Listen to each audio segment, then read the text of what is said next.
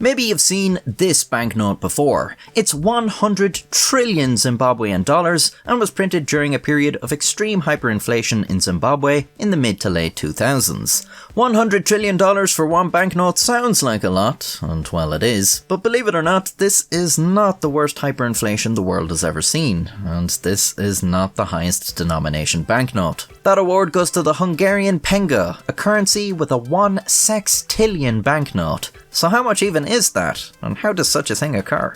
After finding themselves on the losing side of World War I, the Austro-Hungarian Empire was broken up. The new state of Hungary then adopted a new currency, the korona, which replaced the Austro-Hungarian equivalent at the same value.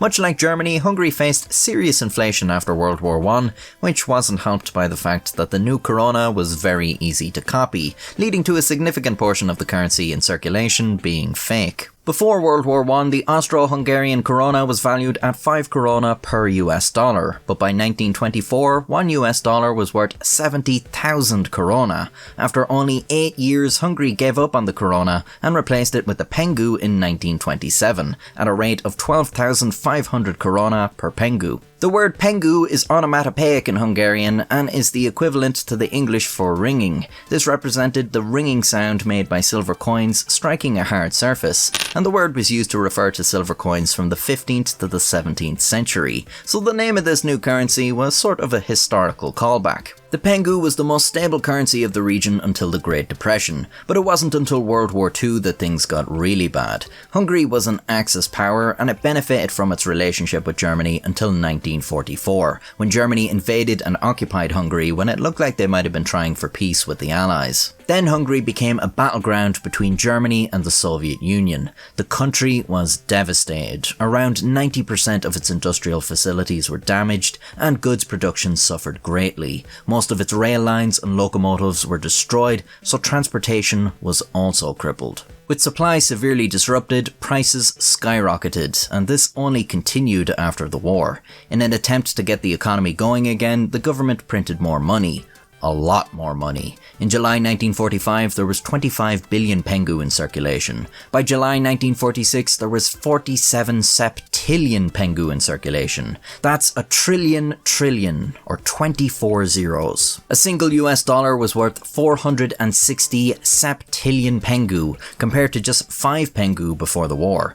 I think you can probably see a problem here. At the height of the inflation, prices were rising at a rate of 150,000% per day. At this point, the government just stopped collecting taxes, because a single day's delay in collecting would mean it was all worthless. And that's when you know things are really bad, when even the tax man isn't bothered to take your money off you. It is the worst inflation in history. To counteract the ever-increasing amount of money you needed to buy things, the government printed new banknotes, because the printing strategy was already working so well. There was the mil pengu, which was worth 1 million pengu, and the bil pengu, which was worth 1 trillion pengu.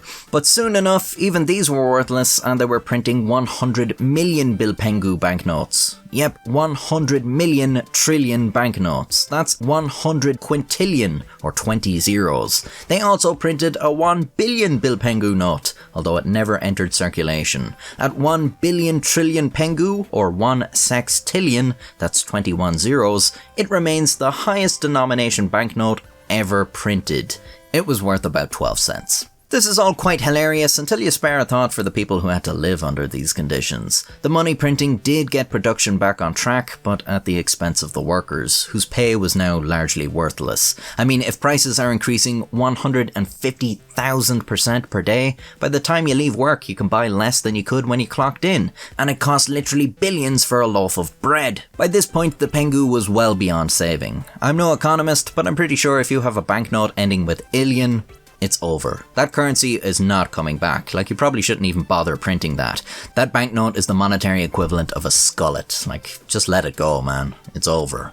In August 1946, after 19 years of pengoes, Hungary introduced the forint at a ratio of 400 octillion pengoes to 1.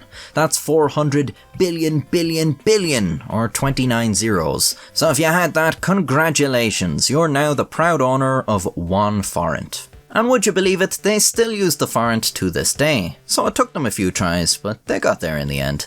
As a member of the European Union, Hungary may eventually replace the forint with the euro. This is a very attractive proposition because the euro has a coin with a stickman drawn on it. If you want to find out how that came to pass, well, you're in luck, because I have a video about it, and many more videos about other strange and unusual things, which may make me deserving of a subscription. If you agree, please subscribe, because I'm trying to reach 1 sextillion subscribers.